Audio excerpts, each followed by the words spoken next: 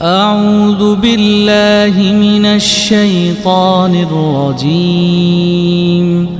بسم الله الرحمن الرحيم. لا حول ولا قوة إلا بالله العلي العظيم. حسبنا الله ونعم الوكيل، نعم المولى ونعم النصير.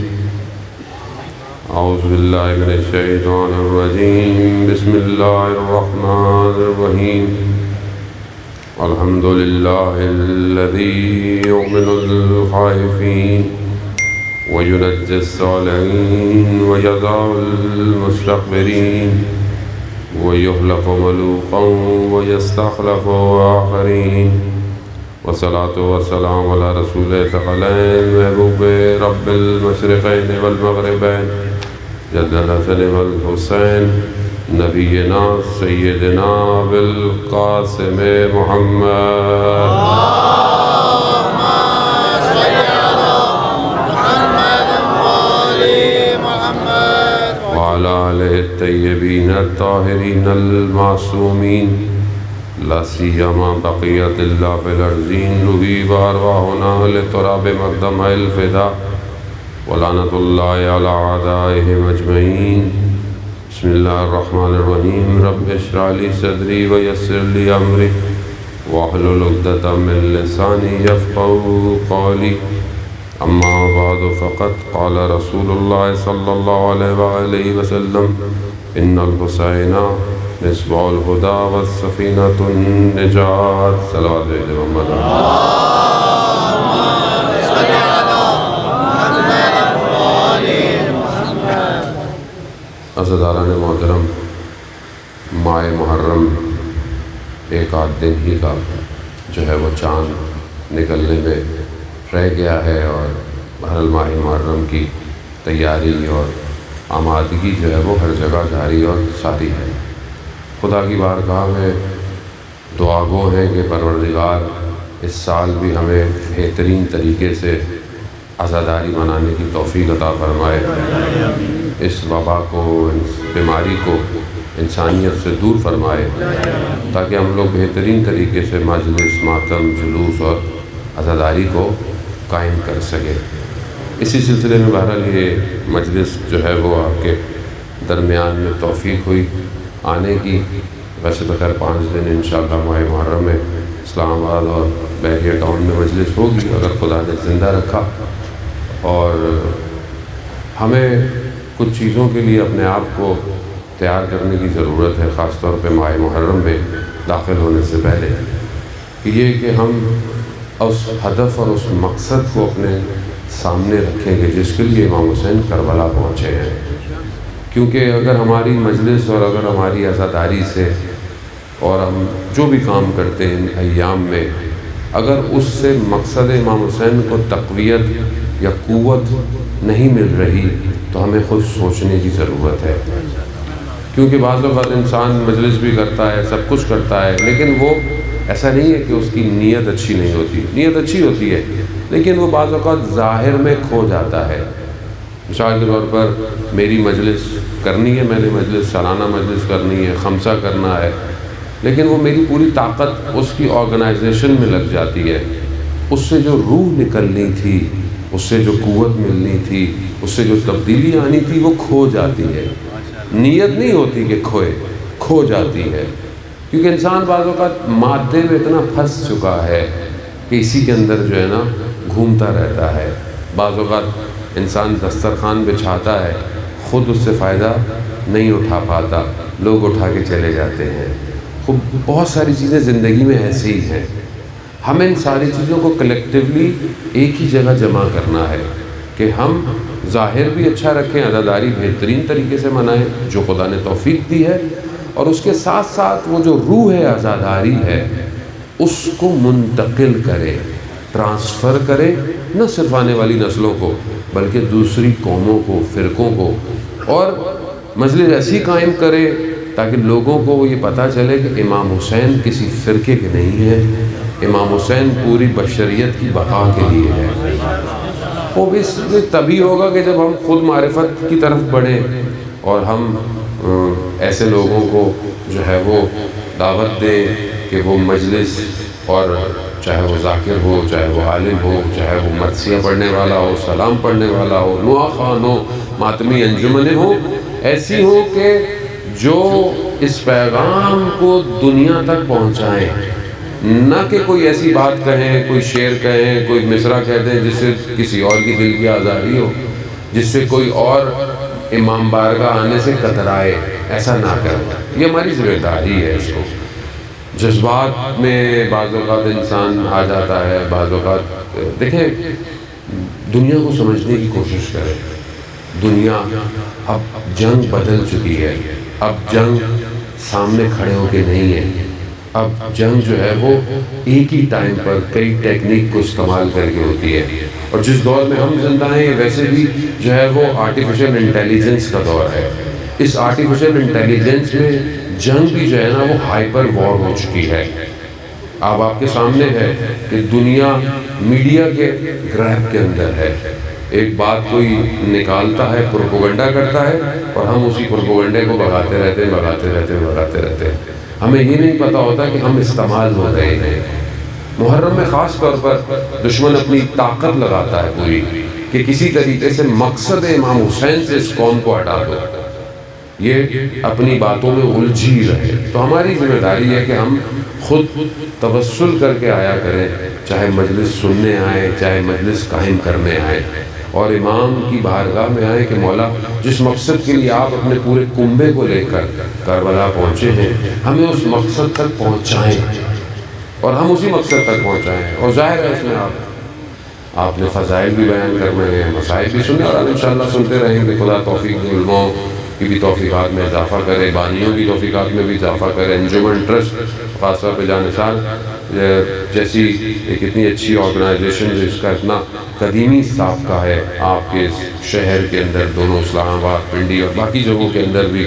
بہرحال یہ جگہ کو بھی انہوں نے تعمیر کرنے کا جو خدا نے ان کو توفیق دی، اس میں بہرحال حسب توفیق جتنا آپ کنٹریبیوٹ کر سکتے ہیں کریں، کیونکہ بہرحال یہ مومنین کے لیے ہے. یہ جگہ یہ کسی کی ذاتی جگہ نہیں ہے. اگر کوئی چیزیں بن جائیں گی تو آپ کے کام آئیں گی اور آپ کے آنے والی نسل کے کام آئیں گی. تو بہرحال ہم آگے والے دور کی طرف دیکھیں. پروردگار نے اہل بیت علیہ السلام کو، خاص طور پہ ائمہ علیہ السلام کو بھیجا اس لیے کہ انسانیت کو کمال پہ پہنچائے. انسان کھانا پینا شروع سے جانتا تھا. انسان پہلے غاروں میں رہتا تھا، آہستہ آہستہ نکلا، آہستہ آہستہ ہر نبی کے دور میں ایک ایک لمحہ، ایک ایک سٹیپ انسانیت ترقی کرتی گئی. حضرت نوح کے دور میں آ کر انسان کو نہیں پتا تھا کہ اگر پانی آ گیا تو کیسے بچیں گے. تو حضرت نوح نے کشتی کی تعمیر اللہ کے حکم سے کی. یعنی کشتی بنانا، اس زمانے میں لوگ پریشان تھے کہ یہ حضرت نوح کیا بنا رہے ہیں، کیونکہ پانی نہیں تھا. پانی کا وجود اتنا زیادہ ان کی جہاں پر تھا نہیں تھا. ان کا یہ کہاں ہوگی، یہ کیا ہوگی، ان کا پانی آئے گا یہ اس پہ تیرے گی، ان کا پانی نہیں ہے. تو کہا کہ وہ تو جب آئے گا مجھے حکم ہے. تو لوگ مذاق اڑاتے تھے، لیکن حضرت نوح نے کشتی کی تعمیر کی. اور پھر جب پانی زمین آسمان ہر طرف سے آنے لگ گیا تو پھر پتہ چل گیا کہ یہ کشتی کس لیے تھی. بہرحال وہ کشتی بنائی. اس طرح حضرت داؤد نے آ کر زبانیں سکھائیں، پھر کسی نبی نے آ کر لوہے کو نرم کیا، اس سے چیزوں کو بنانا سکھایا. سب اللہ کی طرف سے آیا ہے. انسان کہیں غرور تکبر سے یہ نہیں کہہ سکتا کہ اسے میں نے بنایا ہے. کچھ انسان کا نہیں ہے، سب خدا کا ہے.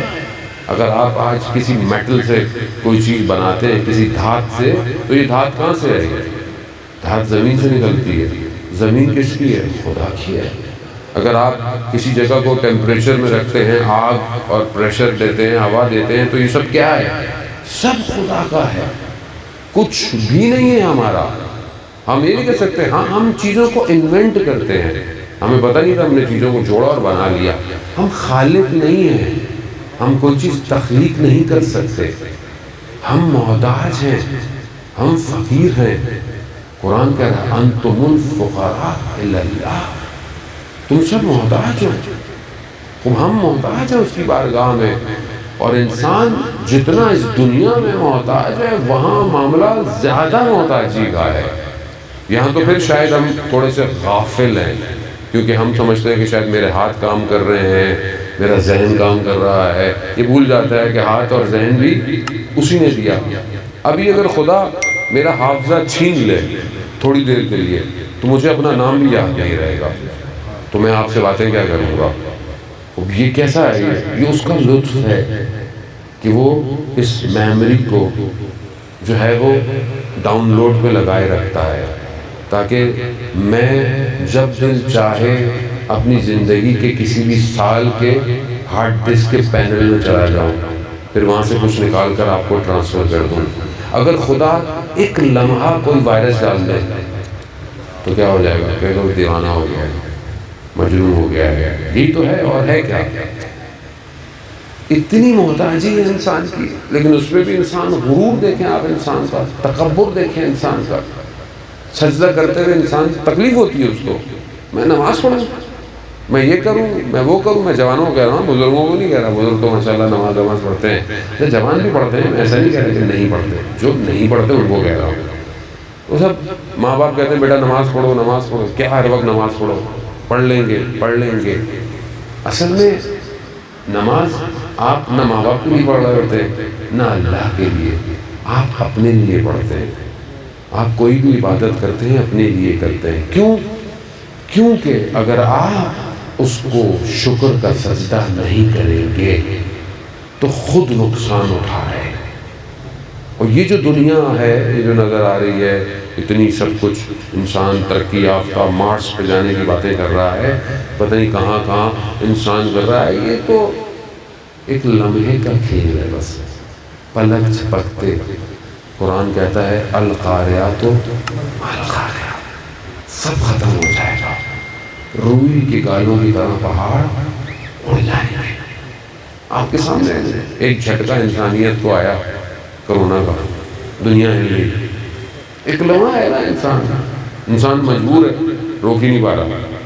کوارنٹائن کر لیا، ویکسینیشنیں بھی لگ گئی، پھر بھی آ جاتا ہے کہیں نہ کہیں سے. اب کوئی ایک الگ بحث ہے، وہ بن رہا ہے، بنایا جا رہا ہے، یا جو پولیٹیکل ہے جو بھی ہے، لیکن بیماری ہے، بیماری سے نکال نہیں کر سکتے آپ. وبا ہے، اس لیے ماہ محرم میں اس کا بھی خیال رکھیں. بہرحال گورنمنٹ نے جو SOPs دی ہیں، کیونکہ بہرحال مشکل گورنمنٹ کو ہوتی ہے، بیر اس کو کرنا پڑتا ہے، سوال کا جواب اسی کو دینا پڑتا ہے، لوگوں نے تھوڑی دینا ہوتا ہے.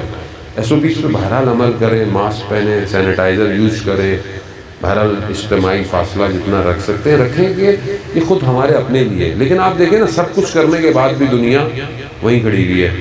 آسٹریلیا اتنا صاف ملک ہے، کسی کو اترنے نہیں دیتا، کوارنٹائن کرتا ہے، پھر لاک ڈاؤن لگا ہوا ہے سڈنی میں. کیوں؟ خود انسان کو اس کی اوقات نظر آنی چاہیے کہ ایک ایسا وائرس کہ جسے وہ دیکھ نہیں سکتا، مگر وہ انسان کو کیا کر رہا ہے. انسان دیکھیں نا، اتنا محتاج ہے، تو کون بچائے گا؟ کون بچا سکتا ہے؟ کوئی نہیں بچا سکتا سوائے پروردگار کا. اور یہ تو ویسے بھی ختم ہو جائے گا، ہم چاہے کرونا سے مرے یا ویسے ہی مر جائیں. مرنا تو سب نہیں ہے ویسے بھی. اور کسی نے بولا ویکسین لگا لیں مولانا 2 سال بعد تو ویسے ہی مر جائیں گے. تو زندہ رہ کے ویسے بھی کریں گے کیا؟ کتنا زندہ رہیں گے بھائی؟ بس اب ختم کر لو. ایک صاحب گھبرا کر مولانا ایسی باتیں کر رہے ہیں آپ. میں کہا اور کیا، کتنا جیئیں گے بھائی؟ ویسے بھی اب دنیا سجن مومن، دنیا مومن کے لیے قید خانہ ہے. مومن بھڑکتا ہے دنیا کے اندر، اسے لقاء اللہ چاہیے، اسے خدا سے ملاقات چاہیے. وہ چاہتا ہے کہ میں آزاد ہوں یہاں سے. خود روایت ہے نا، خلافت کی جملہ نہیں کہہ رہا، خود امام جعفر صادق علیہ السلام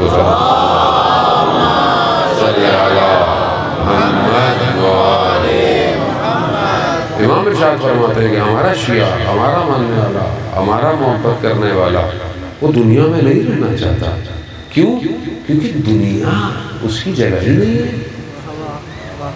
اس کی جگہ بہشت ہے، جنت ہے، اور وہ مقام کی جو رضائے الہی ہے. اسی لیے مولا متقیان حضرت علی ابن ابی طالب علیہ السلام صلی اللہ علیہ وسلم امام فرماتے ہیں کہ نفس کی تمہارے کم سے کم قیمت جنت ہے. اگر تم اپنے نفس کو بیچنا چاہتے ہو تو جنت کے لیے بیچو. تو یہاں انسان کیوں اپنے آپ کو بیچے؟ کیوں اپنے آپ کو خدا نہ خواستہ یہ جوان گناہوں میں ڈالے؟ کیوں اس کی آنکھیں جو ہیں وہ آلودہ ہوں؟ ویسے بھی آلودہ آنکھوں سے ہم اپنے وقت کے امام کو دیکھیں گے، کیسے دیکھیں گے؟ وہ سوچیں. اور یہ آج کل جو مصیبت، ویسے بھی کوارنٹائن اور یہ اس کے اندر ہر چیز آن لائن، درس آن لائن، کلاسیں online, office online, اب اتنا آن لائن کر دیا ہے کہ اب انسان مجبوری ہو گئی ہے موبائل ہاتھ میں ہر وقت. اب اس کے اندر جو فساد ہے، برائیاں ہیں، گناہ ہے، کوئی دیکھ نہیں رہا، کسی کو پتہ ہی نہیں ہے انسان تنہائی میں کیا کر رہا ہے، انسان کی نگاہیں کہاں اٹھ رہی ہیں. کچھ بھی نہیں ہے، صرف پچھتاوا ہے، صرف شرمندگی ہے، احساس ندامت ہے. اس کی بارگاہ سے دوری ہے. رات کو اگر انسان تنہائی میں بیٹھا اور موبائل میں گناہ کر بیٹھے نگاہوں سے، تو فجر کی نماز میں کیسے اٹھے گا؟ کیسے کھڑا ہوگا وہ خدا کی بات؟ اسے لذت ہی محسوس نہیں ہوگی. اسے کہو قرآن پڑھو، اس کا دل ہی نہیں چاہے گا. اسے کہو دعائے عہد پڑھو، اس کا دل نہیں چاہے گا. وہ جوان نہیں بن سکتا کہ جو رسول کی خدمت میں مسجد میں آیا، رسول نے دیکھا اسے، اس کی کیفیت، اس کی حالت بالکل مختلف سی تھی. رسول پہچان گئے. رسول نے کہا کہ کیسا محسوس کرتے ہو؟ کہا یا رسول اللہ، میں جو ہو محسوس کر رہا ہوں، میں حتیٰ جنت میں جانے والوں کو، جہنم میں جانے والوں کو دیکھ رہا ہوں. اس مقام پہ جوان پہنچ گیا. کہہ رہا ہے پھر بھی اس مقام پہ پہنچ کے بھی رسول خدا سے کہتا ہے یا رسول اللہ میرے لیے دعا کیجئے، مجھے شہادت نصیب ہو. کیوں؟ کیونکہ خدا کو یہ قطرہ جو اللہ کی راہ میں خون کا گرتا ہے سب سے زیادہ پسند ہے. ہمیں لگتا ہے انسان ضائع ہو گیا. شہداء دفن میں خود یقیناً وہ زندہ ہیں، مردہ نہیں ہے. شہداء، شہید ہمیشہ سے زندہ ہے. قرآن کی آیت ہے وَلَا تَحْسَبَنَّ الَّذِينَ قُتِلُوا فِي سَبِيلِ اللَّهِ. تم گمان نہ کرو کہ جو اللہ کی راہ میں مارا گیا وہ مردہ ہو، زندہ ہے. وہ انسان اس طرف بڑے خدا کی طرف عزیزان محترم. یہ سارا جو خدا نے اتنا سیٹ اپ ڈالا ہے پورا کمپنی کا دنیا کی، یہ صرف اس لیے ہے كُنْتُ كَنْزًا مَخْفِيًّا، میں چھپا ہوا خزانہ تھا، میں نے چاہا پہچانا جاؤں. یہ خدا نے اپنی پہچان کے لیے کیا ہے. اور اگر انسان اپنی زندگی میں اسے ہی نہیں پہچانے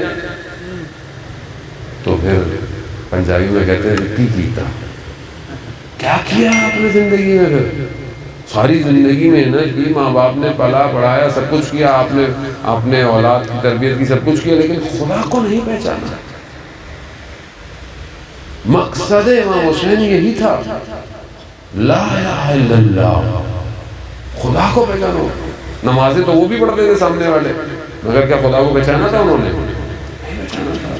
اللہ اکبر کہہ کے انہوں نے جو ہے وہ امام حسین کو شہید کر دیا، مگر کیا انہوں نے خدا کو پہچانا تھا؟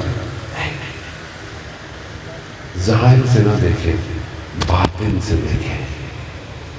یہ تھا مقصد کہ امام حسین علیہ السلام پوری بشریت کو خدا کی طرف لے کے جانا چاہتے تھے. یہ آج اسی ایک سجدے کا کمال ہے کہ آج پوری دنیا بیٹھی بھی امام حسین کے نام پر جمع ہوتی ہے. میرا آپ کا کوئی کمال نہیں ہے. پوری دنیا میں عزاداری بنائی جاتی ہے، پوری دنیا میں مجلس ہوتی ہے، پورا سال ہوتی رہتی ہے. آپ کا اپنا بھی کوئی مرجع ہے، آپ کہتے ہیں مجلس سید الشہداء ہے. کیوں؟ کام ایسا کیا ہے امام حسین نے. پوری دنیا کی نگاہیں امام حسین کی طرف اور امام حسین کی نگاہیں اپنے پروردگار کی طرف. خود اس کو سمجھیں، اصل مقصد یہی ہے کربلا کا. اور جب چاہے آپ خدا کو پہچانیں گے تو آپ کو پتہ چل جائے گا کہ خدا نے مجھے بھیجا کیوں ہے دنیا میں. خدا کہتا ہے میں نے پتے کو بھی بغیر مقصد کے خلق نہیں کیا. تو کیسے ہو سکتا ہے کہ اشرف المخلوقات ہو بغیر مقصد کے خلق کی ہو؟ ہدف ہے پروردگار کا. ہمیں اسی سفر کو ماہ محرم اور سفر میں طے کرنا ہے کہ ہم خدا تک پہنچیں، اور خدا تک بغیر ان کے نہیں پہنچ سکتے۔ زیارت جامع کبیرہ میں ہم پڑھتے ہیں یہ باب اللہ ہے، اللہ کی طرف جانے کا دروازہ یہی ہے، نہیں پہنچ سکتے آپ۔ وہ لوگ کہتے ہیں کہ ہمارے لیے اللہ کافی ہے، وہ اللہ اگر کافی تھا تو خدا اللہ نے نبیوں کو کیوں بھیجا؟ اللہ نے نظام کیوں بھیجا امامت کا، ولایت کا؟ اللہ محتاج نہیں ہے خدا نخواستہ، اس کو ضرورت نہیں ہے، لیکن اس نے سسٹم بنایا ایسے ہے، یہ اس کا بنایا ہوا سسٹم ہے۔ اب آپ اس کے سامنے انکار نہیں کر سکتے، اس کی مرضی۔ اب آپ بولے کسی کمپنی کو فون کی کہ آپ بٹن سائڈ پہ کیوں لگائے بھائی، فرنٹ پہ لگاؤ، بولا جاؤ دوسرا خرید لو، ہم تو سائڈ پہ لگائیں گے، تو آپ لے لیں بھائی، خدا کی مرضی ہے۔ خدا نے بولا میں نے انبیاؤں کو بھیجا، اس کے بعد میں نے امامت کو سسٹم جاری کیوں، میری مرضی، خدا کی مرضی، کچھ نہیں کر سکتے۔ فائدہ تمہارا ہے، مان جاؤ گے تو دنیا میں بھی فائدہ ہے اور آخرت میں بھی فائدہ ہے، نہیں مانو گے تو یہاں میں بھی نقصان ہے اور آخرت میں تو ویسے نقصان ہے، کیونکہ وہاں پر تو حاکمیت کچھ اور ہے، وہاں پر معاملہ کچھ اور ہے، کہاں بھاگیں گے آپ؟ ابھی بہت سے انسان کہتے ہیں کہ خوب، بعض لوگ کہتے ہیں کہ آپ امام کے فضائل بہت بیان کرتے ہیں، بھائی کیا کریں، فضائل ہے ہی اسی شخص کے، کس کے فضائل بیان کریں؟ جرداق مسیح جو کرسچن تھا، لبنان کا رہنے والا، وہ کہتا ہے کہ میں نے تاریخ کا مطالعہ کیا، میں نے تاریخ انسانیت کا مطالعہ کیا، مسیح ہے، کرسچن ہے، حضرت عیسیٰ علیہ السلام کا ماننے والا ہے، مگر کہتا ہے کہ مجھے پوری تاریخ انسانیت میں کوئی اور ہستی نظر نہیں آئی کہ جس کے فضائل کو دوستوں نے اپنی جان کے خوف سے چھپایا، جس کے دشمنوں نے بغض کی وجہ سے فضائل کو چھپایا، لیکن اس کے باوجود بھی اس سے زیادہ کسی اور کے فضائل نہیں ہیں۔ نعرہ حیدری! خوب نہیں ہے، خوب نہیں ہے تو نہیں ہے، اب تو رسیلہ ہے کیا؟ بھائی نہیں ہے، لیکن اس کا مطلب یہ نہیں ہے کہ دوسروں کا احترام نہیں کریں، وہ احترام کریں، سب کا احترام ضروری ہے۔ آپ مولا کا ذکر کریں، آپ کیوں ایسی بات کرتے ہیں کہ اگر کوئی مولا کی طرف متوجہ ہونا چاہے اور آپ کی وجہ سے واپس چلا جائے، کیوں ایسا کریں؟ آپ امام کے فضائل بیان کریں، آپ امام کی بات کریں، امام کے بارے میں بات کریں، تھوڑا ہے بات کرنے کو، نہج البلاغہ بھرا ہوا ہے، کلمۃ القصار بڑھے ہوئے ہیں، کتابیں بھری پڑی ہیں، آپ کیوں ایسی بات کرتے ہیں کہ لوگ امام سے دور ہو جائیں صرف میرے کردار کی وجہ سے؟ کیونکہ ہمیں مزہ آتا ہے تھوڑا سا چٹخاروں معذرت کے ساتھ، میں محرم سے پہلے اس لیے کر رہا ہوں تاکہ محرم میں آپ بھی ہیں اور جنہوں نے پڑھنا ہے وہ بھی تھوڑے سے صحیح رہیں۔ اس کی وجہ کیا ہے کہ ہمیں عادت ہو گئی ہے چیزوں کے اوپر کچھ نہ چھڑکو تو مزہ نہیں آ رہا۔ دین مزے کے لیے نہیں ہے عزیزان محترم، یاد رکھیے، دین نے بڑی قربانیاں دیکھی ہیں، دین ویسا ہی پیش کریں جیسا آیا ہے، اپنی مرضی کا دین نہ دیں لوگوں کو۔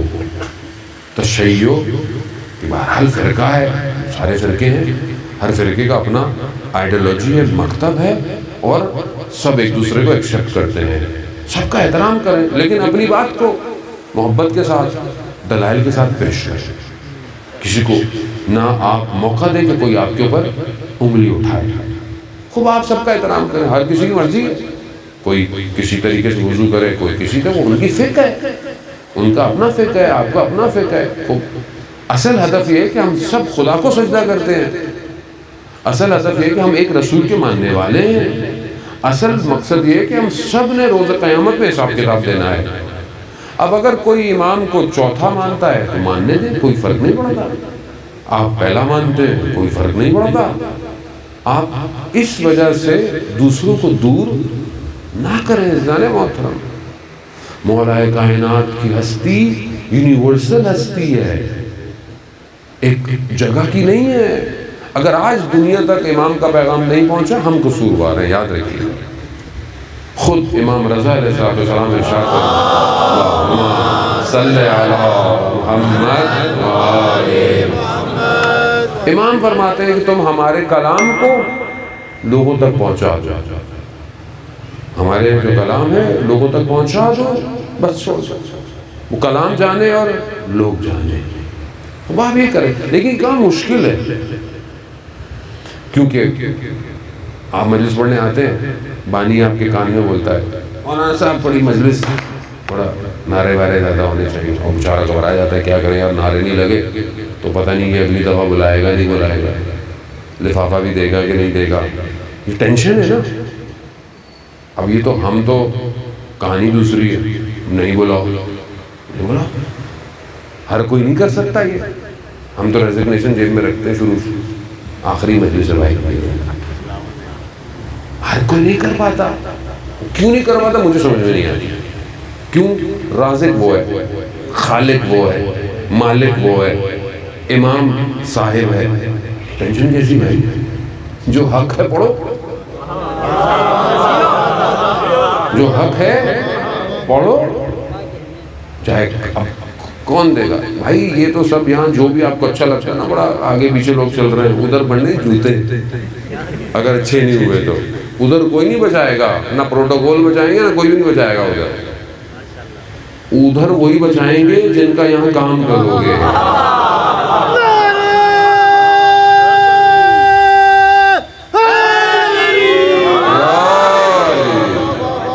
بھائی ادھر انہوں نے بچانا ہے، اگر آج آپ ان کے لیے کام کریں گے تو بولے ہاں یہ ہمارا کام کا آدمی تھا، اور یہاں میں بھی انہی کا ہے سب کچھ۔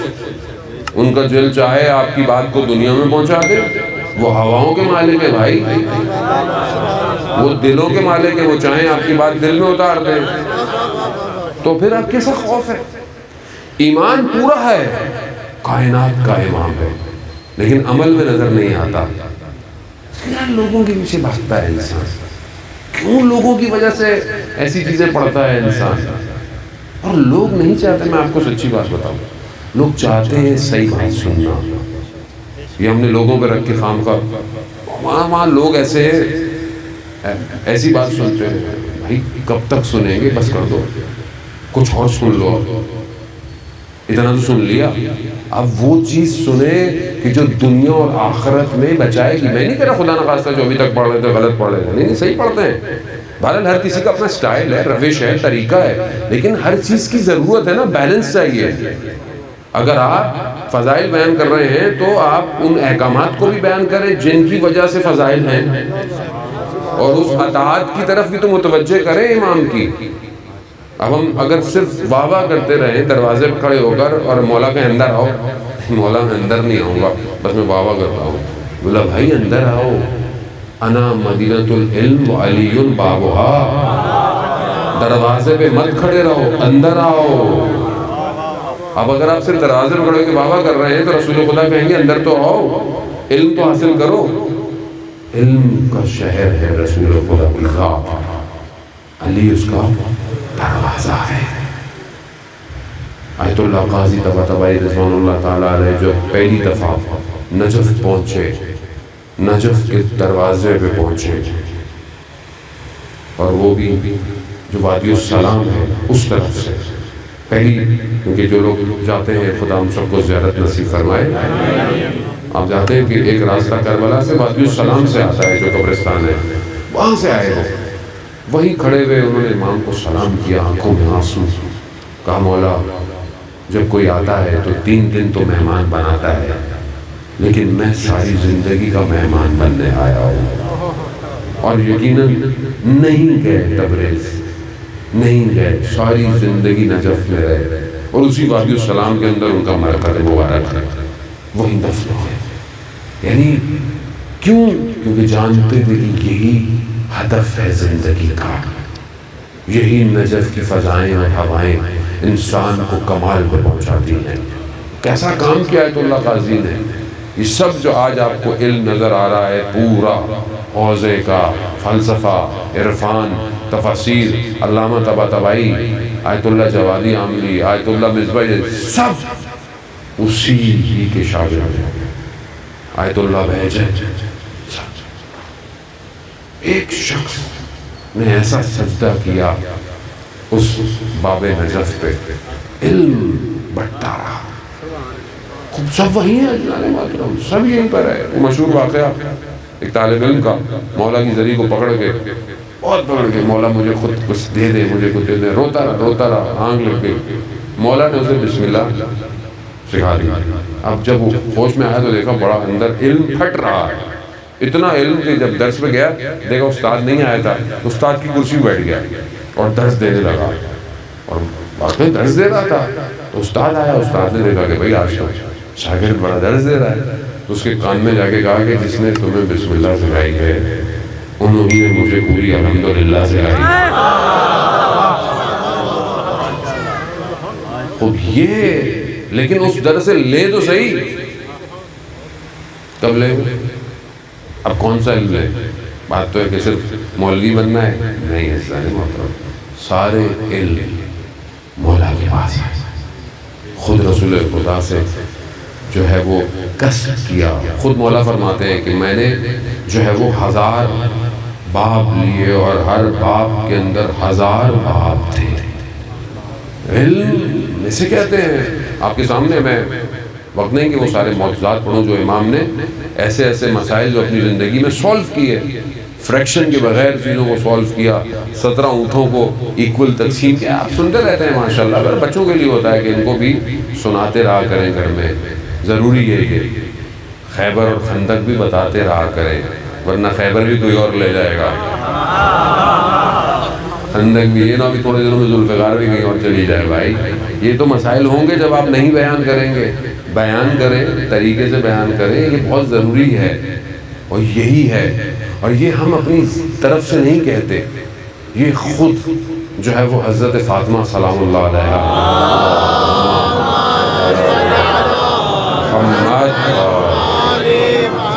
خود بی بی ارشاد فرماتی ہیں کہ خدا جس کو خیر عطا کرنا چاہتا ہے، خدا جس کو خیر عطا کرنا چاہتا ہے اس کے دل میں علی کی محبت ڈال دیتا ہے. محبت کے بغیر تو گزارا، لیکن یہ محبت ایسی ہو کہ یہ نظر آئے محبت عمل میں، کردار میں، عبادت میں، گھر میں. امام بارگاہ میں تو بہت اچھے ہیں، گھر میں کیسے ہیں، ماں باپ کے ساتھ کیسے ہیں، بچوں کے ساتھ کردار کیسا ہے.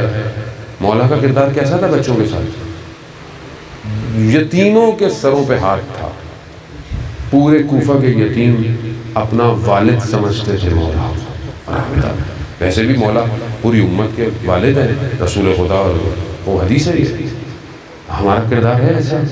ہم اپنے خاندان کے یتیموں پہ ہاتھ رکھا ہوا ہے؟ کیا ہم بھوکھوں کو کھانا کھلاتے ہیں؟ کیا ہم اپنے گھر میں اپنے گھر والوں کی مدد کرتے ہیں؟ سب مولا کائنات سیدھا چلیے. خوب یہ ظاہر ہے آپ صرف ایک جگہ پہ تو نہیں ہو پائے گا. آپ بولے ایک چیز جو میری مرضی کی میں لے لوں باقی میں نہیں. اپنے پورے کردار. اور یہ قرآن کی آیت ہے عزیزان محترم. قرآن کہہ رہا ہے اطیعوا اللہ و اطیعوا الرسول و اولو الامر منکم، یعنی اطیعوا اللہ یعنی اطاعت کرو. کس کی؟ اللہ کی کرو، رسول کی کرو، اور اولو الامر کی کرو. اور ظاہر اولو الامر ان کے علاوہ کوئی ہو نہیں سکتا. تو ظاہر ہے دوسرے لوگ دوسروں کو بنا دیتے ہیں، لیکن عقلی دلیل یہی ہے کہ اللہ فاسق کی اطاعت نہیں کہے گا. کیونکہ اگر کسی غلط آدمی کی اطاعت کریں گے اور آپ بھی غلط کریں گے تو قیامت والے دن آپ کیا بولیں گے؟ خدا بولے گا کیوں کیا کہا؟ خدا تو نے کہا تھا ان کی اطاعت کرو، فلانے کی اطاعت کرو، فلانے کی اطاعت کرو، تو کیوں مجھے جہنم میں ڈال رہے ہو؟ آپ بول سکتے ہیں؟ تو ایسا ہو ہی نہیں سکتا. خدا غیر معصوم کی اطاعت کا حکم دے آپ کو. اولو الامر یہی ہے اور کوئی نہیں ہے. ہلکے ہلکے یہ سب دنیا کو سمجھ میں آ جائے گا. پریشان نہ ہو آپ اپنا کام کریں. آپ ٹینشن نہ لیں کہ لوگ ابھی پوری دنیا امام علی کو مانتی ہے، ہر مانتا ہے، ہر شخص. ابھی جو مقصد ہے وہ پوری دنیا کو امام زمانہ پہ لانا ہے. بھائی پیچھے تو چلو ہو گیا وہ ہو گیا، یہاں کیا مسئلہ ہے؟ یہ تو ایک ہی ہے نا، اس میں تو کوئی اختلاف نہیں ہے. کسی مذہب میں جتنے زندہ دین ہیں، زندہ، ان سب ادیان کے اندر ایک شخص آنے والا ہے جو نجات دے گا. ایک شخص آنے والا ہے، ہر کتاب میں ہے. آپ بدھسٹ کی کتاب پڑھیں، ہندوؤں کی کتاب پڑھیں، آپ کرسچنس کی جو ہیں اولڈ ٹیسٹیمنی، نیو ٹیسٹیمنی جو ان کی کتابیں ہیں، ان سب کے اندر ایک ہی شخص ہے. مسلمانوں کے پاس ایک ہی شخص ہے. اہل سنت برادران کے یہاں پیدا ہوگا، کوئی فرق نہیں پڑتا، پیدا ہوگا. آپ کے یہاں پیدا ہو چکا ہے، اس سے کوئی فرق نہیں پڑتا. جب وہ ظہور کرے فرمائیں گے تو پیدا ہو کے ہی فرمائیں گے. اب ہو سکتا ہے پیدا ہو چکے ہوں، ان کے حساب سے بھی پیدا ہو چکے ہوں، ظاہر ہے. اب امام جب آئیں گے، جو روایت بہرحال کہتی ہے امام جب آئیں گے تو جوان ہوں گے. اب وہ خدا کی قدرت ہے، ان کو جوان رکھا ہوا ہے، وہ جوان آئیں گے. تو ظاہر ہے انسان کبھی تو پیدا ہوگا تو کبھی جوان بھی تو ہوگا. اگر ان کے حساب سے بھی دیکھیں تو ہے شخص ایک ہی. اس پر لوگوں کو جمع کرے. کوئی حل نہیں ہے. میں آپ کو بتا دوں، یہ جو کربلا ہم قائم کرتے ہیں، یہ اصل کربلا جو ہے وہ ظہور تک لے جانے کے لیے ہے. اصل عزاداری وقت کے امام کو پہچاننے کے لیے ہے. کیوں؟ اصل صاحب وہی ہے، اصل وارث وہی ہے، اور اس دنیا کو وہی نجات دے گا، اور کسی کے پاس نجات نہیں ہے. یاد رکھیے، کوئی نہیں دے سکتا. ہم جتنے بھی اچھے ہو جائیں، ہم ریاست مدینہ قائم نہیں کر سکتے. وہی کرے گا، وہی آئے گا. اپنے آپ کو اس قابل کرے کہ وہ ہمیں قبول کرے. امام حسین علیہ السلام نے سب کو دعوت دی. اللہم صلی علی محمد. امام نے سب کو دعوت دی ہے، امام نے سب کو دعوت دی، لیکن ہر کوئی آ نہیں پایا. ایک ظرفیت چاہیے تھی وہاں تک پہنچنے کے لیے. وہ ظرفیت ہم نے پیدا کرنی ہے. خوب آپ اپنی پرسنل زندگی میں دیکھیں کہ وہ ہم کہاں کہاں کھڑے ہوئے ہیں، ہماری عبادتیں کہاں ہیں، ہماری سجدے کہاں ہیں، ہمارا عمل کہاں ہے. جتنا اپنے آپ کو معیار بلند کریں گے اتنے چانسز زیادہ ہیں امام زمانہ تک پہنچنے کے لیے. خوب اپنے آپ کو دیکھیں. انسان آج جو دنیا کے اندر ہے، اصل میں ہم پھنسے ہوئے ہیں. ہر آدمی چاہتا ہے نیک کام کرنا. میں جب بھی کسی سے ملتا ہوں، ہر شخص، ہر جوان یہ کہتا ہے مولانا صاحب دل چاہتا ہے اچھے کام کرے، نماز پڑھے، تہجد پڑھے، لیکن کہیں مشکل ہو جاتی ہے، کہیں رکاوٹ ہو جاتی ہے، یا کچھ دن اچھا ہوتا ہے پھر کچھ بھی غلطی ہو جاتی ہے. لوگوں کے میسج آتے رہتے ہیں، لوگوں کے میسج جوانوں کے. مایوس نہ ہو. خدا رحمان ہے، رحیم ہے. ائمہ علیہ السلام نے جو ہمیں دعائیں سکھائی ہیں، ان دعاؤں میں اگر آپ دیکھیں گے تو کیا ہے کہ پروردگار میرا گناہ جتنا بڑا ہو جائے تیرے فضل و کرم سے بڑا نہیں ہو سکتا. تو میرے گناہوں کو نہ دیکھ، تو اپنے فضل و کرم کو دیکھ. اس طرح اس کی بارگاہ میں جائے. خود کبھی زندگی میں کھولے دعا، صحیفہ سجادیہ کھولے زندگی میں، کیسے چوتھے امام نے خدا کی بارگاہ میں دعا پڑھی ہے. دعائیں ہیں، توبہ کی دعا، شکر کی دعا، ساری دعائیں ہیں. بیماری کی دعا، 7ویں دعا صحیفہ سجادیہ کی.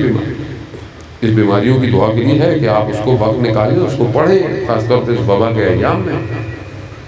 لیکن ہمیں خدا سے مانگنا آتا نہیں ہے اصل میں. اور آپ مایوس نہ ہو کہ میں نے تو زندگی میں بہت برا کیا، خدا مجھے کچھ نہیں کرے گا. نہیں، ایسا نہیں ہے. ہم ایک دوسرے کے اوپر بھی یہی الزام لگاتے ہیں، تمہارا تو عمل ہی اچھا نہیں ہے، تمہارا تو کردار اچھا نہیں ہے. لو بھائی محرم آیا، بڑے شیعہ ہو گئے، تم آ گئے ماتمی کرنے، باقی سارا سال تو کرتے ہو. نہیں کہیں کسی کو ایسا. کیوں؟ کیونکہ حر بھی آخری رات آیا تھا. حر بھی آخری رات آیا تھا. جب اس ہستی کو امام حسین قبول کر سکتے ہیں. ہم بھی خطاکار ہیں، گناہگار ہیں. مولا آنے دیں. یہ میرا آپ کا معاملہ نہیں ہے، یہ ان کا معاملہ ہے، اور ہمیں سب کو اسی طرف لے کر بڑھنا ہے. عزیزان محترم، سید الشہداء نے خط لکھے لوگوں کو، خاص لوگوں کو خط لکھے. لوگوں نے ایکسکیوز کیے کیا کیا؟ یہ مشکل ہے، وہ مشکل ہے، یہ مسائل ہیں، وہ مسائل ہیں. کیا مسائل تھے؟ کیا مسائل تھے آپ کے سامنے؟ آپ ابھی دیکھیں آج کے دور سے آپ کہتے ہیں کیسے عجیب لوگ تھے. مولا بلا رہے تھے اور نہیں آئے. مولا بلا رہے تھے اور کیونکہ آج ہم اتنی دور کھڑے ہوئے اس لیے ہمیں آسان نظر آتا ہے. اگر ہم بھی اس دور میں ہوتے تو یہ آسان نہیں تھا. آسان نہیں ہے. آج ہم ٹیسٹ کر لیں اپنے اوپر، بہت ساری چیزوں کو آپ ٹیسٹ کر لیں، ٹرائی کر لیں آپ کہ آج ہم سے کچھ چھٹتا ہے یا نہیں چھٹتا. خود دیکھ لیں آپ، کل جائے گا سب ٹیسٹ کر لیجیے گا. کل دن میں آپ بولیں کہ میں 10 منٹ قرآن پڑھوں گا، میں زیادہ بولیں نہیں رہا، 10 منٹ. آپ دیکھیے تو کیسا آپ کو ادھر سے شیطان ادھر سے شیطان آئے گا. ابھی نہیں، تھوڑی دیر بعد پڑھ لیں گے، ابھی نہیں، نماز کے بعد پڑھ لیں گے، ابھی نہیں، رات کو سونے سے پہلے پڑھ لیں گے. کیا ہے؟ کیوں نہیں ہے وقت ہمارے پاس؟ نفس بٹا ہوا ہے، کھچا ہوا ہے، دنیا کی طرف ریپیل کرتا ہے، ایک دم چیزوں کو دور کر دیتا ہے. کیوں؟ کیونکہ ہم اتنا زیادہ دنیا کی چیزوں میں انوالو ہو گئے ہیں. آنکھیں، زبان، کان، اتنا ہم نے اپنے آپ کو اٹیچ کر لیا کہ ہم رہ ہی نہیں سکتے. آپ رہ سکتے موبائل کے بغیر؟ سم بند ہونی تھی کراچی میں، ایکسپو سینٹر ویکسینیشن کی توڑ دیا لوگوں نے. بیماری صحت کے لیے نہیں، سم نہ بند ہو. کیوں نہیں رہ سکتے؟ موبائل بند ہو جائے، میں تو سارے ہی بند ہو جائیں میرے، تو جو جتنے بھی ہیں. کیوں؟ دل لگا ہوا ہے. کیسے چھوٹے گا؟ دنیا خطرناک ہے. ہر شخص کی دنیا الگ ہے. ایک شخص دنیا کو یہ سمجھتا ہے، ایک شخص آپ سمجھتے ہیں کہ شاید عالم دین ہوگا، اس کو ان چیزوں سے نہیں، اس کی دنیا کچھ اور ہے. اس کی دنیا اس کا ممبر ہوگا، اس کی دنیا اس کی کتابیں ہوں گی. شیخ عباس قمی رضوان اللہ تعالیٰ علیہ، کتنی بڑی شخصیت کی، مفاتیح الجنان جو آج ہمارے گھروں میں ہے، وہ شیخ عباس قمی نے تعلیف کی ہے. بیٹھ گھر میں ان کے والد صاحب آئے، کہا کہ میں مسجد میں آ رہا ہوں. وہ شخص مجلس پڑھ رہا تھا اور وہ کتنی اچھی مجلس پڑھ رہا تھا، جبکہ جس کتاب کو کھول کر وہ مجلس پڑھ رہا تھا وہ شیخ عباس قمی کی تھی. کہا کہ بیٹا آپ بھی اتنی اچھی مجلس پڑھتے تو کیا بات تھی، ہم ہوتے تو کیا کہتے ہیں؟ یہی کہتے نا کہ بابا کیسی باتیں کرتے ہیں، میری تو مجلس پڑھ رہا ہے. شیخ عباس قمی نے نہیں کہا بابا میرے حق میں دعا کریں. دنیا بہت بڑے آیت اللہ تھے، مشہد مقدس جب بھی جاتے تھے تو جماعت وہی کراتے تھے، بڑی جماعت ہوتی تھی. ایک نماز پڑھائی، دوسری نماز آئی، اٹھ کے چلے گئے. کہا کیوں؟ کہا میں جماعت نہیں پڑھاؤں گا. کہا کیوں؟ کہا کہ جب میں پہلی نماز پڑھ رہا تھا تو رکوع میں گیا، تو آپ کو پتا ہے پیچھے جو رکوع میں آئے تو اللہ اکبر کہتا ہے تاکہ رک جائیں، تھوڑا ذکر لمبا کر دیں تاکہ جو شخص ہے وہ جماعت میں شامل ہو جائے. کہا کہ جب اللہ اکبر کی آواز آئی نا تو بہت دور سے آئی، تو میرے دل میں یہ احساس ہوا کہ کتنے لوگ نماز پڑھ رہے میرے پیچھے. کہا میں نہیں چاہتا کہ یہ احساس میرے اندر رہے. نہیں پڑھائی نماز. بہت باریک ہے معاملہ، بہت باریک ہے. آیت اللہ قاضی طباطبائی 25 سال تک زبان کے اندر پتھر رکھا. جو ان کے آخر کے زندگی کے شاگرد تھے وہ ان کی زبان میں کبوت کو دیکھ لیتے تھے. کیوں؟ زیادہ بولنا نہ پڑے. ایسے نہیں لوگ مقام پہ پہنچے اجلانے میں خاموش. ہم تو برابر سے کوئی ایسی گاڑی وغیرہ جائے تو پھٹ جاتے ہیں. کسی کا ہمارا معاملہ نہ بھی ہو، دور فضول ٹی وی میں کچھ ہو رہا ہے ہم بھی شروع ہیں، سارے پولیٹیشین بن جاتے ہیں، ساری خبریں. زبان اور خدا نخواستہ وہ بھی اگر غیبت ہو جھوٹ ہو، تہمت ہو اور غلط بات ہو تو کتنا زبان پھنستی ہے، اور یہ فرق نہیں پڑتا ہم لوگوں کو. عزیزان محترم، صرف زبان قبر میں اتنا پھنسائے گی آپ سوچ نہیں سکتے. صرف زبان. ہر شخص کی دنیا الگ ہے. اب جب یہ صاف ہوگا معاملہ تبھی تو ہم امام تک پہنچیں گے.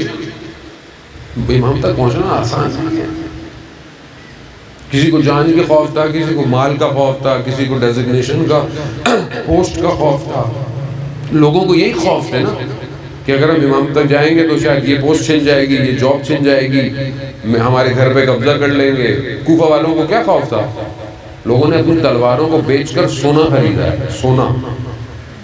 ابن زیاد نے بولا تھا جو تلوار دے گا سونا لے جائے. لوگوں نے بیچا ہے. کیا ملا؟ امام تک کتنے لوگ پہنچے؟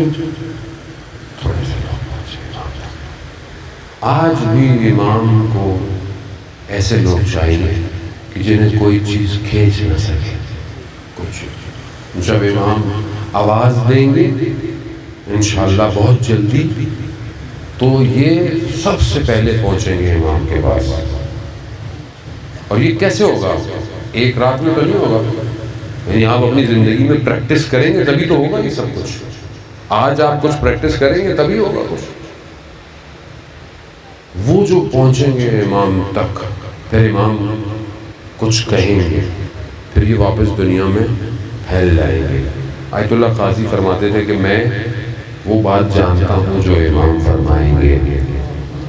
یعنی اس مقام تک شخص پہنچ جاتا ہے. ایک طالب علم تھا اس زمانے میں، کیونکہ آغا قاضی کا جو ٹائم ہے وہ تقریباً 100 سال سے زیادہ پرانی بات ہے. اس زمانے میں ہندوستان ہوتا تھا، ہندوستان کا طالب علم تھا. وہاں گیا تو اس وقت کے جو مہاراجے تھے ان کا انتقال ہو گیا. آیت اللہ کشمیری کا غالباً انتقال ہو گیا تھا.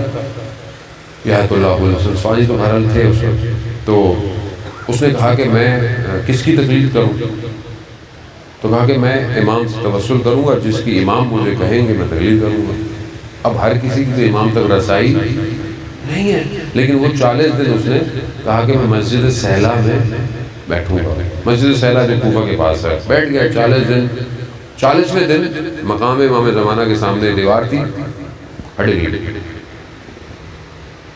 ایک جگہ کھل گئی، اندر گیا. اس نے دیکھا کہ امام کے جو نائب تھے، جب امام جو غیبت صغرا میں تھے، وہ ایک نائب بیٹھے ہوئے ہیں. اس نے پوچھا کہ کیا کام ہے؟ کہا مجھے امام سے کام ہے. کہا تم کام بتاؤ، میں امام سے پوچھ کے بتا دوں گا. کہتا ہے نہیں، مجھے خود امام سے ملنا ہے. اس نے بولا اچھا. دروازہ اندر چلے جاؤ. اندر کھولا، دوسرے نائب بیٹھے ہوئے تھے. وہ 4 نائب تھے امام کے زمانے میں. دوسرے نے پوچھا کیا کام ہے؟ کہا کہ نہیں مجھے خود بات کرنی ہے امام. کہا اچھا دروازہ کھولو. پھر تیسرے نائب بیٹھے ہوئے تھے. اسی طرح چلتے کرتے پھر ایک دروازہ کھولا تو دیکھا کہ ایک مسند پہ امام بیٹھے ہوئے ہیں.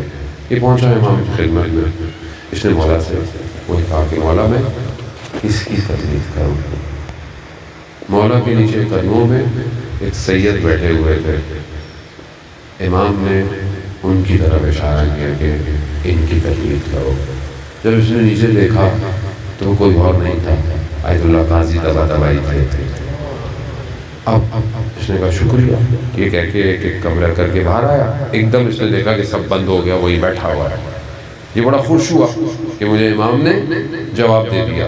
اب یہ جیسے ہی اٹھا کوفہ سے نجف جانے کے لیے، تو ظاہر ہے پہلے تو جنگل ہی تھا سب. جاتے جاتے ایک دم اس کو خیال آیا کہ پتہ نہیں یہ میرا وہم تو نہیں ہے، کہیں صحیح ہے کہ نہیں ہے پتہ نہیں. تو کہہ رہا نہیں میں نہیں جاؤں گا، میں مسجد کوفہ جاؤں گا اور بیٹھا رہوں گا، عبادت کرتا رہوں گا جب تک آیت اللہ قاضی خود نہ آئے میرے پاس اور اس بات کی تصدیق کرے کہ وہ جو میں نے خواب دیکھا ہے وہ سچ ہے. بہت ہی ڈیمانڈنگ آدمی ہے. خیر گیا، عبادت کرتا رہا. ایک دن اس نے دیکھا کہ کسی نے بعض شانوں پہ ہاتھ رکھا اور دیکھا کون؟ کہا آغا قاضی کھڑے ہوئے تھے. کہا کہ جو خواب دیکھا ہے وہ صحیح دیکھا ہے. یعنی اس مقام پر انسان پہنچ جاتا ہے. دروازہ کھلا ہوا ابھی دروازہ کھلا ہوا ہے. ہم اگر چاہیں تو اپنے وقت کے امام کے لیے کوئی بھی فیلڈ ہو, کوئی بھی چیزوں کام کر سکتے ہیں.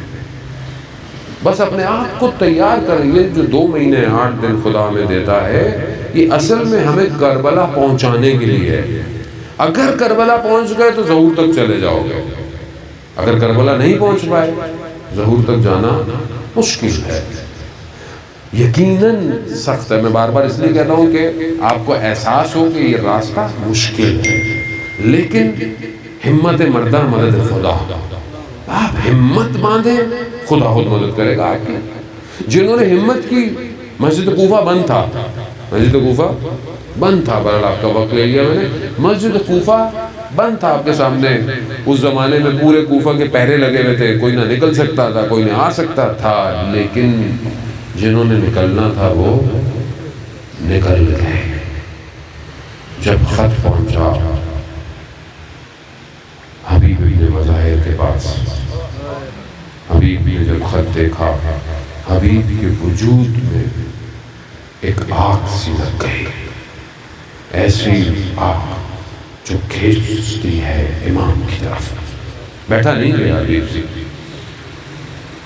حبیب نے اڑ گیا. حبیب نکلے بازار کی طرف, دیکھا مسلم ابن اوسجہ جو ان کا بچپن کا دوست تھا. کہا مسلم کہاں؟ کہا خضاب لینے بازار آیا ہوں. کہا چلو کربلا, حسین ابن علی تشریف لا چکے ہیں. ایسا خضاب لگے گا قیامت تک یاد رکھا جائے گا. کہتے ہیں مسلم گھر نہیں ہے. ہم انسان کی زندگی ہے, میں 1 منٹ کام کر لوں آتا ہوں. مسلم گھر نہیں ہے, مسلم وہیں سے گھر بنانے نکل گئے. حبیب نے اپنے خادم کو بولا, نشانہ کا جوادی عاملی رضوان اللہ تعالیٰ علیہ پڑھا کرتے تھے کہ حبیب نے اپنے خادم کو اپنی سواری کے ساتھ کوفہ سے باہر بھیج دیا تھا. یہ پہنچے تو کہا غلام کو جاؤ تم آزاد. وہ کہتا ہے کہ اب جب وقت آیا تو اب آپ مجھے آزاد کر رہے ہیں. اللہ اکبر. کہتے ہیں کبھی مالک بیٹھتا تھا گھوڑے پر, کبھی غلام بیٹھتا تھا گھوڑے پر. نہ جانے کس عشق کی طرف بڑھتے چلے جا رہے تھے. دو لوگ کی جب دور سے دیکھتے ہیں کہ کوئی آ رہا ہے, ادھر سید الشہداء بھی ایسے جیسے کسی کا انتظار کر رہے ہیں. ایک پرچم کو سنبھال کے رکھا ہے حسین نے, کہیں نہیں دیا, ہر جگہ سنبھال کے رکھا اس ایک پرچم کو کہ شاید لوگ سمجھتے پتہ نہیں کس کے لیے ہے, لیکن امام جانتے تھے میرے بچپن کا دوست آئے گا. قربت ہے سید الشہداء. ادھر ہزاروں لوگ آ رہے تھے لشکر میں, یہاں ایک شخص آیا لشکر میں. خوشی کا سما ہو گیا کہ کوئی اس غریب کے بھی لشکر میں آیا. ہاں عزیزان محترم, ہم نہیں سمجھ سکتے ان باتوں کو. جب شور اٹھا نا تھوڑا سا تو خیموں میں آواز آئی, علی کی بیٹی قربان جاؤ, میری ماں باپ قربان سے گر جاتی, میری اولاد قربان. قربت علی کی بیٹیوں کی کوفہ اور شام کی گلیوں میں لے گئی. بی بی نے کہا نا فضا یہ کیسا شور ہے. حضرت فضا گئی دیکھ کے آئی, کہا بی بی حبیب آیا ہے, خوشی کا سما ہوا, ایک شور اس کا. کوئی جو نہیں آ رہا تھا تو بی بی نے کہا فضا جاؤ حبیب کو ہمارا سلام.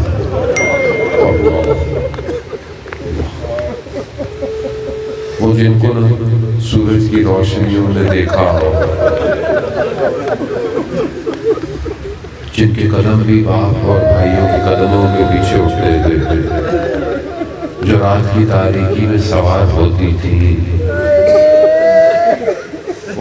ہم ان کو کہاں، ہم ان باتوں کو کہاں سمجھیں؟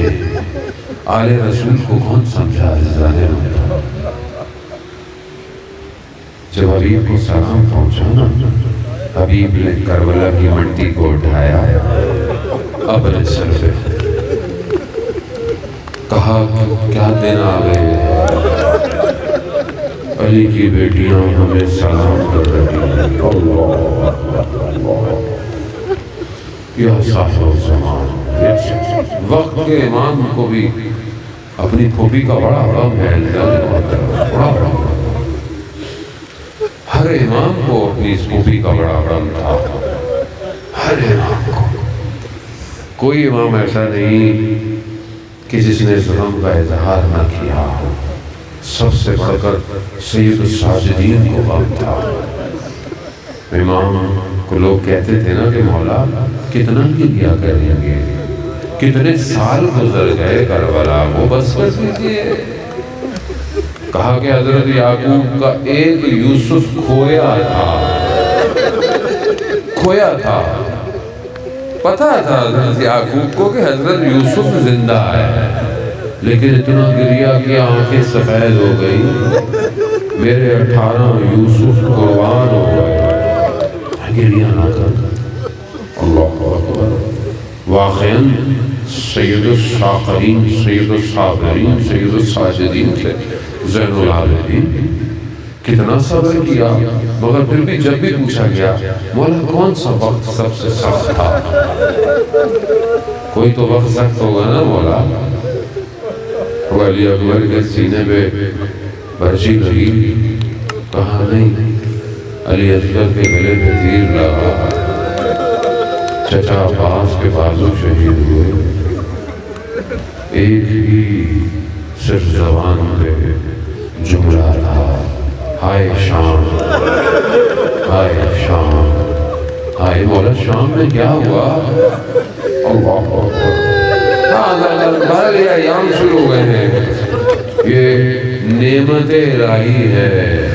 یاد رکھیے گا، یہ آنکھوں کا نم ہونا نعمت الہی ہے.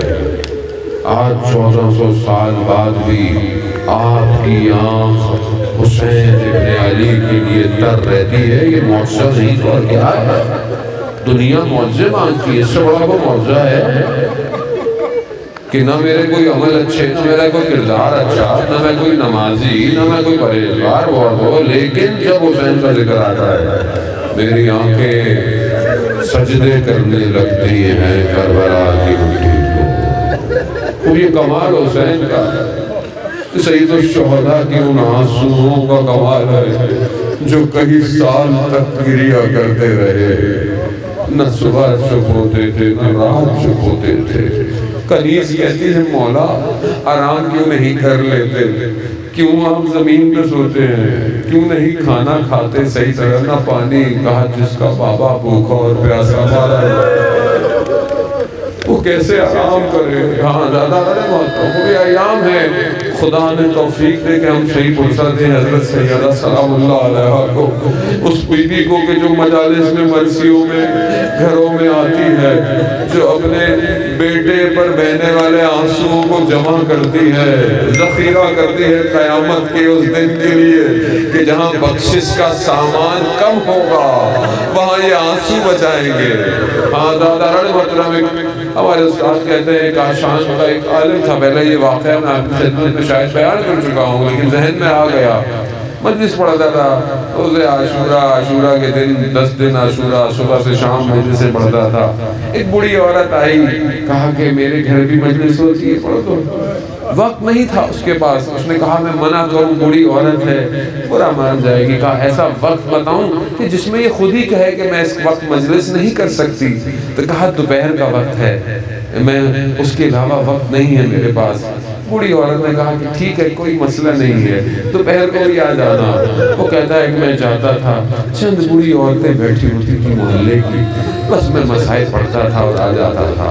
روز عاشورہ ساری مجلسیں میں صبح پڑھتا تھا اور ظہر تک ختم کر دیتا تھا۔ میرے ذہن سے ہی نکل گیا کہ میں اس بوڑھی عورت کو بتا دیتا، بھول گیا۔ میں گھر آیا، میں تھوڑی دیر استراحت کے لیے بھی صرف سر رکھا تھا، میری آنکھ لگ گئی۔ میں نے خواب میں کیا دیکھا، بیوی تشریف لائی، کہا شیخ تم آرام کر رہے ہیں، بوڑھی عورت تمہارا انتظار کر رہی ہے۔ اللہ اکبر، اللہ، یہ ہے خلوص، سادگی۔ نیتوں کو دیکھتے ہیں، وہ آپ کے پیسوں کو نہیں دیکھتے، وہ آپ کی شان و شوکت کو نہیں، وہ آپ کی نیتوں کو دیکھتے ہیں کہ آپ کی نیت کیا ہے۔ شیخ کہتا ہے میں ہڑبڑا کے اٹھا، کپڑے پہنے، گرمیوں کے دن تھے، کاشان میں دوڑتا ہوا گیا۔ ایسے تو میں نے دور سے دیکھا گلی کے کونے پر بوڑھی عورت کھڑی انتظار کر رہی ہے۔ کہاں میں جاتا رہا، مگر میں نے دیکھا وہ کبھی اندر جاتی ہے، کبھی باہر آتی ہے، کبھی اندر۔ میں سوچ رہا تھا جب اس نے مجھے دیکھ لیا ہے تو یہ اندر کیوں نہیں چلی جاتی۔ ویسے جیسے ہی میں اس کے گھر تک پہنچا، اس نے کہا شیخ تم کہاں رہ گئے تھے، سیدہ خود مجلس میں آئے۔ خدا آپ کو اس کا اجر دے گا، خدا کیا استقبال کر رہے ہیں آپ محترم کا، یہی ہے استقبال محترم کا۔ ہاں دادان محترم، بس ان آنسوں کو سنبھال کر رکھیں، آنکھوں کو پاک رکھیں تاکہ یہ وجود کو پاک کرے۔ بس آپ سے چند جملے اور آپ سے تمام سے جواب۔ حبیب کا ذکر ہے میں پورا کرتا چلوں، مسلم کا ذکر ہے میں پورا کرتا، تبسل کروں ہستیوں سے کہ مجھے اجازت دے میں بھی اپنے مولا تک پہنچوں۔ روز عاشورہ ایک ایک کر کر یہ چراغ زمین پر گرتے گئے زمین پر۔ مسلم جب گرا ہے تو حبیب اس تک پہنچا۔ حبیب دوست تھا مسلم کا۔ حبیب نے کہا مسلم کوئی وصیت ہے؟ حبیب بھی جانتے تھے کہ میں نے بھی نہیں رہنا لیکن دوست ہے۔ کہا مسلم کوئی وصیت ہے؟ اللہ اکبر، کمال ہے اصحاب امام حسین کا، کوئی ان جیسا نہیں ہو سکتا۔ مسلم نے کہا، انگلی سے اشارہ کیا امام کی طرف، کہا حبیب جب تک زندہ ہو زہرا کے لال کا اقبال نہ ٹوٹے۔ اللہ اکبر، اللہ اکبر۔ آزادارے محترم، بس آپ نے گریہ کیا، خدا آپ کے اس مجلس کو، اس ماتم کو، عزاداری کو قبول کرے۔ بس امام نے بھی کمال کیا۔ جب سب چلے گئے نا کربلا میں، سب سو رہے ہیں، بکھرے ہوئے پڑے ہیں، یہ وہ جو رات کو چراغ روشن تھے نا، یہ سب بکھرے ہوئے پڑے ہیں۔ زہرا کا خاندان اجڑ چکا ہے۔ اس آخری لمحے میں نا جب ذوالفقار کے سہارے پر یہ حسین ابن علی ٹیک لے کر اپنے آخری لمحوں پر بھی امام نے بھی کمال کیا۔ دائیں دیکھا، بائیں دیکھا، ایک ایک کو یاد کیا۔ اینا اینا مسلم، اینا اینا ہانی ابن عروہ، اینا اینا حبیب، کہاں ہو تمہارا سردار تنہا ہے؟ مسلم کہاں ہو؟ مسلم کوفہ کے دروازے پر سر بریدہ بدن لٹکا ہوا۔